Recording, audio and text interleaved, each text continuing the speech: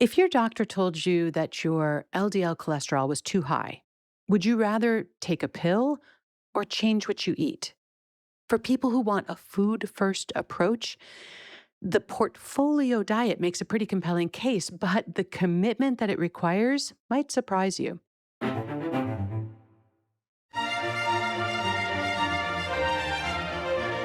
Hello, I'm Monica Reinagel, and you're listening to the Nutrition Diva podcast, a show where we take a closer look at the latest nutrition news, trends, and research, and answer your food and nutrition questions. And today's episode was inspired by a question from Julie, who wrote, "Have you discussed the portfolio diet in the past? And if so, which episode can I search for?" I actually haven't done an episode on the portfolio diet per se. So, Julie, this one is for you. But as it turns out, I have talked pretty extensively about each of the four major components of this approach in previous episodes. So, let's just see how they might all fit together. The portfolio diet was developed in the early 2000s by Dr. David Jenkins. He's a professor of nutritional sciences at the University of Toronto. And if you recognize Jenkins' name, it's probably because he is the researcher who developed the glycemic index way back in the 1980s. So, he's got some pretty serious nutrition street cred. This diet that he developed gets its name from the way many people approach their financial portfolio. Rather than putting all your eggs in a single investment basket, you diversify across multiple assets. And Jenkins applied this same logic to cholesterol management. So instead of betting everything on one dietary intervention, you combine several foods or nutrients that lower LDL cholesterol, but each in different ways. And the idea is that even modest contributions from multiple sources might add up to something more significant. Now, one really important thing to keep in mind is that the portfolio diet is not designed to be a comprehensive approach to healthy eating. This is a targeted strategy that's aimed really at just one specific problem: lowering LDL cholesterol. But according to Jenkins, following the portfolio diet is virtually as effective as taking a statin drug. Now, that claim is based on a landmark study that was conducted by Jenkins himself and published in the Journal of the American Medical Association in 2003.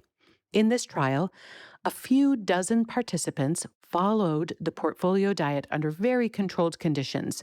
So, all of their food was prepared for them, and their intake was carefully monitored. But after just 1 month, their LDL cholesterol dropped by an average of 29%. Now, there was a second group in that same study who simply followed a standard low saturated fat diet, and that group only saw about an 8% reduction. Meanwhile, a third group were taking statin medications, and the portfolio diet group and the statin group had nearly identical results. So, what is in this miraculous cholesterol lowering diet? Well, Jenkins identified four categories of food, each of which has been shown in research to lower LDL cholesterol through a different mechanism. Category one is viscous fiber. Now, this is a specific subtype of soluble fiber that forms a gel in the digestive tract, which prevents some of the cholesterol in the gut from being reabsorbed into the bloodstream. Now, this isn't about trapping the cholesterol that we might get from foods like shrimp or eggs, because we now know that has only a very modest impact on your blood cholesterol levels. This viscous fiber is actually trapping bile acids, which are made from cholesterol by your liver. So when those bile acids get escorted out of the body rather than recycled, though then the liver has to pull cholesterol from your bloodstream to make more. And that is what lowers your LDL. Anyway, Jenkins suggests that you should aim to get about 20 grams of viscous fiber a day, and that's going to come from foods like oats, barley, psyllium husk, and legumes. But this is no small undertaking. A cup of oatmeal only gives you about 2 grams. A half cup of cooked barley, another 2 or 3 grams. A tablespoon of psyllium husk, that's basically a fiber supplement, contributes around 5 to 7 grams. So, to reliably hit that 20-gram target, you'd need to eat several servings a day of oatmeal, barley, legumes, and honestly, you'd probably still need a psyllium supplement. And remember, that's just one of the 4 targets that you'd need to be trying to hit simultaneously. So, category 2 is soy protein, which has been shown to modestly but consistently lower LDL cholesterol. We used to think that it was the phytoestrogens in soy that were at least partially responsible for this, but newer research has really undermined that theory. The best guess now is that soy protein might modify how the liver processes cholesterol. In any case, the goal here is to eat 50 grams of soy protein per day, which means that on top of your oatmeal and your barley and your legumes, you're also going to need to be eating tofu, edamame, or perhaps a soy based meat or dairy alternative at pretty much every meal. Category 3 is nuts, 45 grams a day, or a small handful, which feels totally doable. Nuts contain fiber, which may help reduce cholesterol through that same bile acid binding mechanism that we talked about earlier.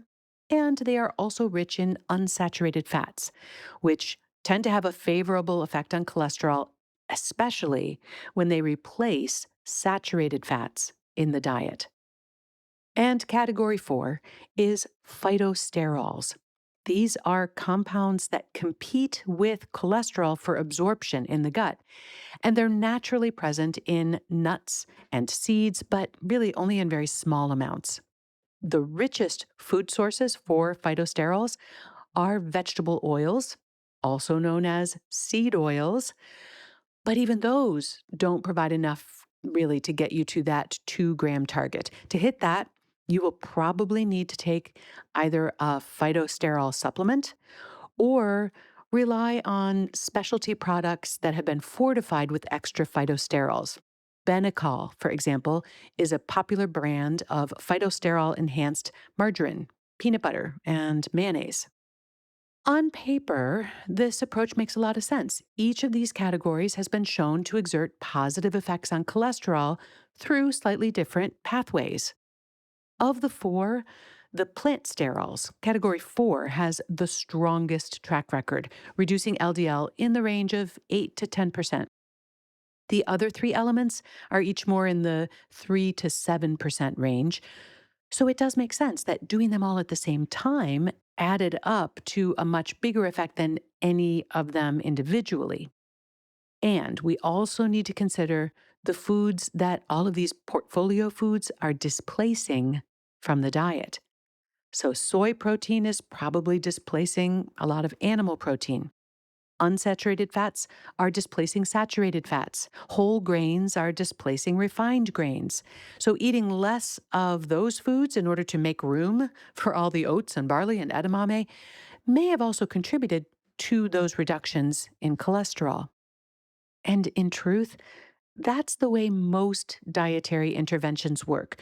Your results are likely to be a combination of the foods that you're eating more of and those that you are reducing or eliminating.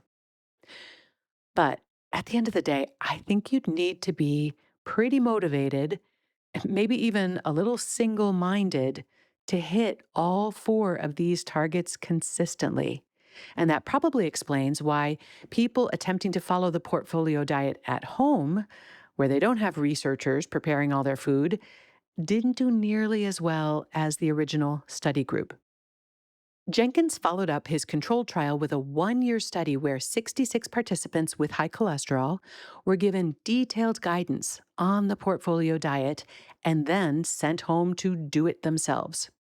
Now, a third of them dropped out or didn't complete the year, which may say something about the real world doability of this project. Among those who did make it to the end of the year, the average LDL reduction was around 13%. only about half of what they saw in the original study. But the researchers also tracked how closely participants were actually following the diet. And not surprisingly, the people who hit all four targets the most consistently saw LDL reductions closer to what they saw in that original study. The other two-thirds had much more modest results, which tracked pretty closely to how well they were following the diet. So the real question isn't, does the portfolio diet work to lower cholesterol? The real question is, how realistic is it to expect people to eat that much oatmeal, soy, and legumes at every meal, day after day, year after year?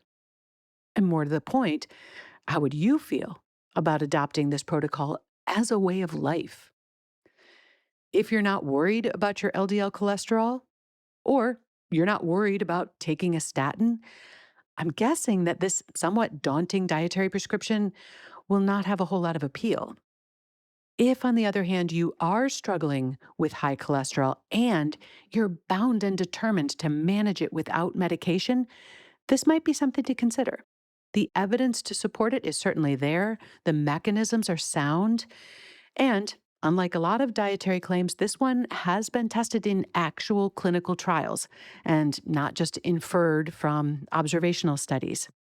And if you're a highly motivated, very systematic eater who's willing to restructure what and how you're eating, you could reasonably expect some pretty impressive results. Now, I'm guessing that most of us fall somewhere in between those two extremes. And the good news is that you can probably still get some benefit even if you're not following the prescription to the letter. And if you're already on a statin drug and managing your cholesterol that way, this approach could complement that. Just be sure to keep your doctor in the loop about any significant dietary changes. She might want to monitor your results in order to adjust your medication levels, for example. But once again, just keep in mind that this is not simply a list of superfoods that you're going to sprinkle on top of your current eating habits. It's not about adding a bowl of oatmeal to your bacon, egg, and cheese breakfast sandwich or chasing that milkshake with a phytosterol supplement. It really is a restructuring of your eating habits, consistently replacing animal proteins with soy alternatives, replacing saturated fats from meat and dairy with unsaturated fats from nuts and seeds. Maybe replacing butter with a phytosterol spread and upping the fiber at every meal. Because any improvements will likely reflect not just what you're eating more of, but what you're eating less of as a result. And just one final caveat. As I mentioned at the beginning, the approach is all about cholesterol and not a comprehensive dietary prescription. So you'd still need to keep an eye on other nutritional priorities like eating enough fruits and vegetables and getting your calcium and not overdoing the added sugars and all of that. But as a food first approach to lowering your cholesterol, here's my verdict on the portfolio diet. It is well supported by evidence, but it's not exactly a silver bullet. It's more like four bullets that you have to fire simultaneously every day for the rest of your life. For the right person, though, that might be exactly what the doctor ordered. And I hope that this episode helps you decide whether it would be worth the effort for you.